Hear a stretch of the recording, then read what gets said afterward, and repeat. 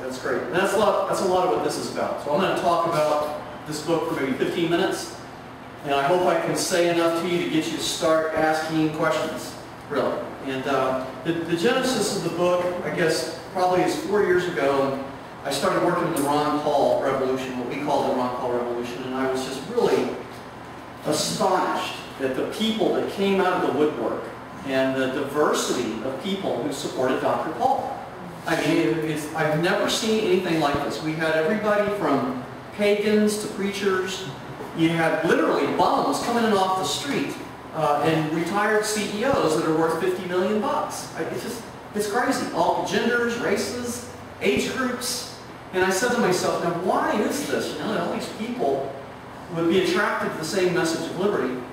The second part of it was kind of depressing. A guy would walk in, and he's in his late 50s, and he says, I've never voted in my life, and I'm finally going to vote this time for Ron Paul. I've never voted for anybody in my life. And like, great. He says, I can't wait till November comes. You're not going to get to vote for Ron Paul in November, unless he wins the primary. And he's like, what's a primary? We're just talking people that just know nothing, about anything. It's really kind of shocking. And we did a lot of training there 4 years ago. Mike was part of that. Mark Phillips, big part of it. A lot of people. So many people involved, brand new people. And we kept saying the same things over and over again about what precincts are, what primary campaigns are. How does a political system work? How do you really educate people to go out and vote and to be educated voters and to care about what's going on? Because there's so much cynicism out here right now. People have just given up on the electoral process. They'll say, it's corrupt, nobody listens to me, and the politicians don't do what they say they're going to do. Complain and complain and complain. And I say, well, part of the reason why the political system is so bad is because you aren't involved. The people that run the system have the power to make these decisions, and they do what they do because you're not there to stop them. So you have to get involved. And actually, towards the end of that, I really started getting tired of hearing them say, well, we complaints over and over and over again. I'm like, let's do something about it. And there's nothing that, to me, empowers you more than actually knowing what to do and having a voice and feeling empowered. It gets rid of that despair that you see everything going bad, you see Washington, D.C. spinning you into bankruptcy, and you get this feeling of despair that there's nothing I can do. So, we write the book and we say there is something you can do. I'm going to say one more thing about what happened 4 years ago. So, obviously Ron Paul did pretty poorly overall, but what happened was we had some of our people that had gotten involved and gotten engaged, and I asked them to become precinct chairs, especially down in South Austin, where we have these Democrat precincts. That's where a lot of Ron Paul Street was. Democrat precincts. So these people had never been involved, and there was no precinct chair, and they're Democrat precincts, small turnout. So they came up and they put their name on the ballot, and a few of them had contested races. Dr. David Berry was one of them.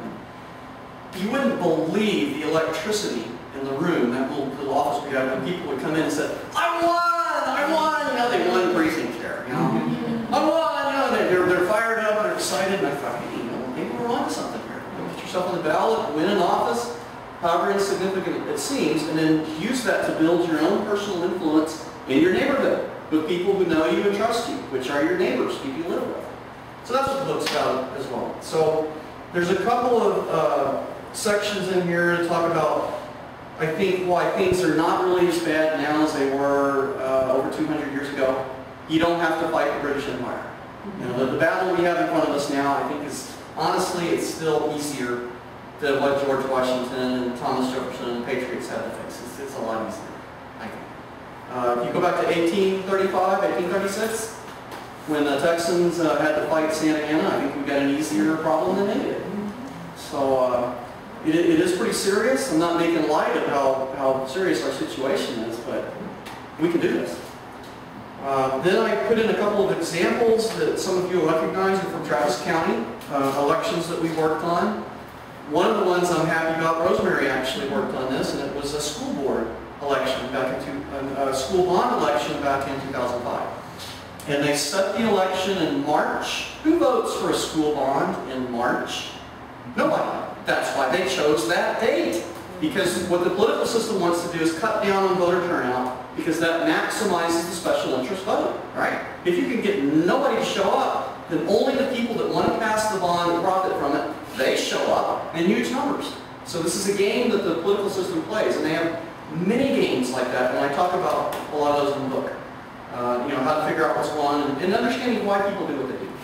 There's a couple other examples. One that I was really proud of was a constitutional election in November of 2007. And how many people remember Lance Armstrong and the cancer tax? Proposition 15. Yeah, Mark Phillips remembers. So we were out there fighting that, and believe it or not, there are some statistics in here that prove what we did. We had Jerry Lynn Ward, for instance, working out close to Lake Travis. We had a number of people that were working their precincts, and we could show statistically how they were swinging the vote about 5%, in the ballpark of 5%. And the little swing that we did in November of 2007 actually cost Lance Armstrong, of all people, he lost the election for that bond in 2000 in Travis County. On election day. He won in early voting, but he lost on election day. And it was a shock, right, to the political system. How can the world's greatest biker, the superstar, the hero here, how can he lose on his cancer tax in his own backyard? Well, the answers are in here. And I'm not really blowing smoke here because I'm not saying that you're going to have double-digit influence coming in off the street and retired CEOs that are worth $50 million. It's crazy. All genders, races, age groups. And I said to myself, now why is this? That all these people would be attracted to the same message of liberty.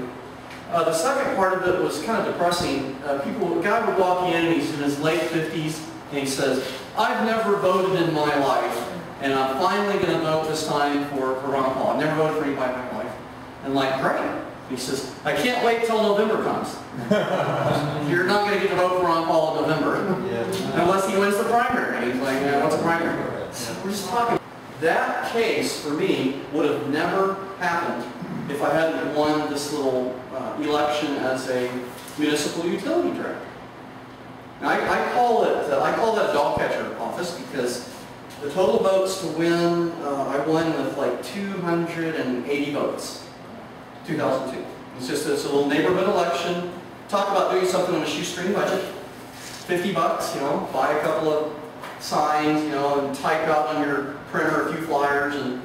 But the key to that is also the first part I put in here, which is I got a list from Dan McDonald from the Travis County Republican Party. It was my very first voter list from Dan McDonald. And I got that because I became precinct chair about the same time, and I looked through that, and the first thing that struck me on the voting history list is I looked at, Mr. and Mrs. Arndt, John and Katie Arndt, they've never missed an election in 15 years.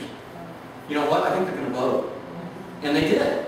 So I just went down the list, and there were only, in my precinct, of 3,000 people. How many people do you think, out of a neighborhood of 3,000 people, how many are going to vote in every election for the last 10 years? Rosemary would know this, but 1%? Yeah, it's 1 or 2%. That's right. Practically nobody. So one of the advantages to these real small turnout elections, the advantage of low turnout elections is there are so few people voting, you can meet every one of them in your precinct. You can meet them personally, find out who they are. I'm trying to get Larry Garrett, right? The retired guy that comes in. And Larry sends me, he's a complainer. Bless his heart. He's a military veteran.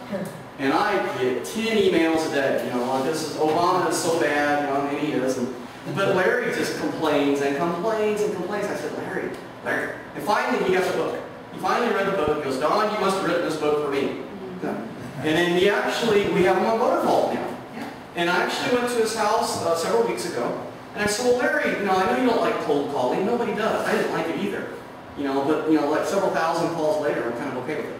So I said, Larry, here's what you do. I put the phone on speakerphone. And we call up this perfect stranger. And I said, hey, hello, Mr. Smith, this is Don Zimmerman. I happen to be your SREC representative for Senate District 14. And I wanted to introduce you to Larry Garrett. He's your Republican precinct chair. And the response was typical. You know what the guy says? Oh, I don't care. He's this old guy.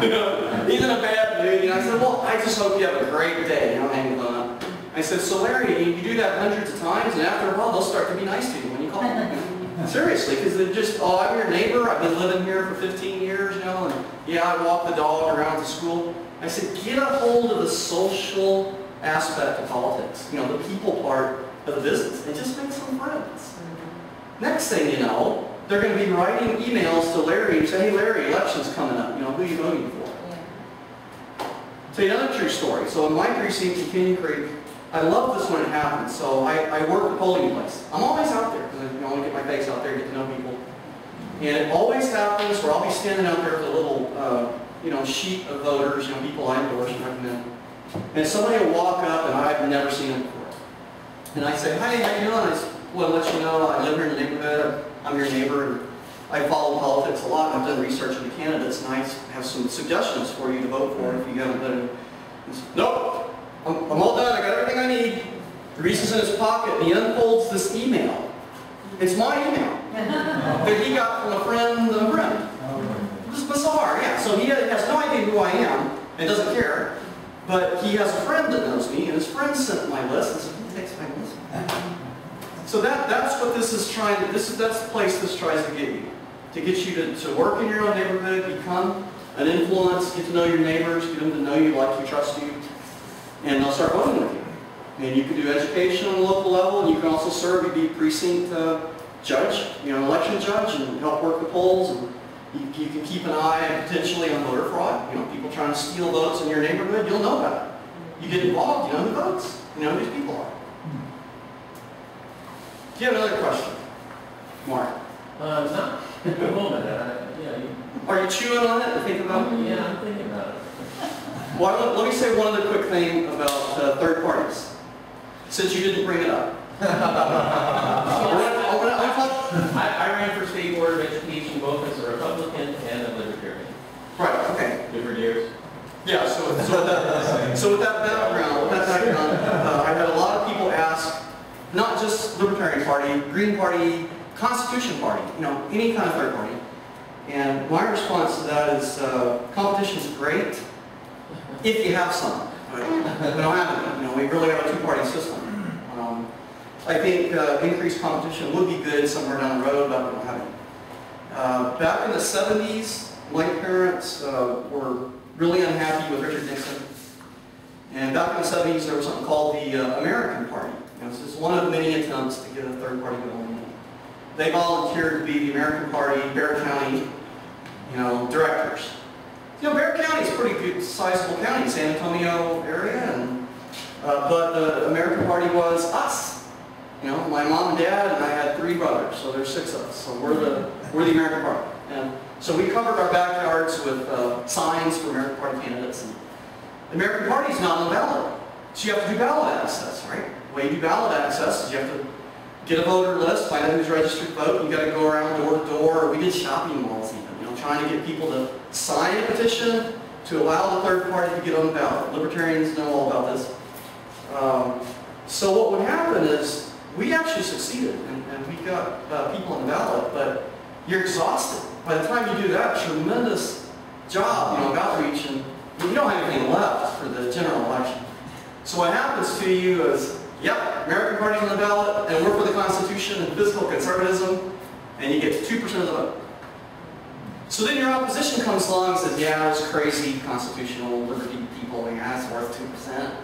Forget that, I don't have to pay any attention to that, that's 2%. Who needs that? So it's pretty tough, it's pretty tough. The other, maybe the best thing I got out of that, as a teenager, a young teenager, is we would knock on so many doors, and here's the typical reaction. You know? You knock on a door, it's Saturday, and somebody comes to the door, and they're like, the first thing is like, who the heck is knocking on my door? So, you know, we're kids, you know, well, we're here at the American Party, you know, a primary election, you know, want to know if you'd like to support the American Party so that they can get on the ballot, you know. You know what the average response is? What the heck are you talking about? And I think the majority of people that signed our petition had no idea what they're signing. They just, you know, some good-looking young kids, and they're out here working hard, you know, like, that's fine. It doesn't register with people.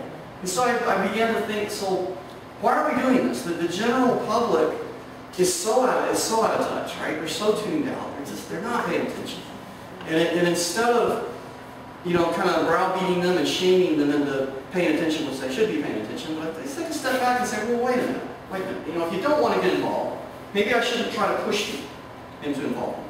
Let me just take a step back and say, well, the people that really care about what's going on, they're already in political parties. They're in the GOP. Some of them are in the LP, but they're in the GOP. And we generally believe in this philosophy, limited government. That's what our platform says. It's not what our incumbents do, but our platform is pretty good. You know, we believe in this stuff. So why not join with the party that's already there and work in it, build your influence and your relationships. And I tell people that if you have enough time and money and competence and passion and determination to get a third party established, you can get your job done with a Republican Party that's already here, with less time and less money and less. Seriously, just work it. Get in there and work it. It's so hard to get, you know, a third party off the ground. I worry about this upcoming election if we get Andy Romney nominated. You know, we might face kind of what we had with John McCain, and we could have a split in the GOP, and that's how Obama could get another 4 years. Just stuff like this can happen. But I don't spend a lot of time thinking about DC, to be honest, because it's so depressing. I'd rather think about the local county, my own precinct, the CD25 race that's coming up. That's something that we can influence. Absolutely. So let's take our limited time and money and energy and invest it where we can really make a difference. And we can make a difference at the county level and in these seats that are open seats like CD25.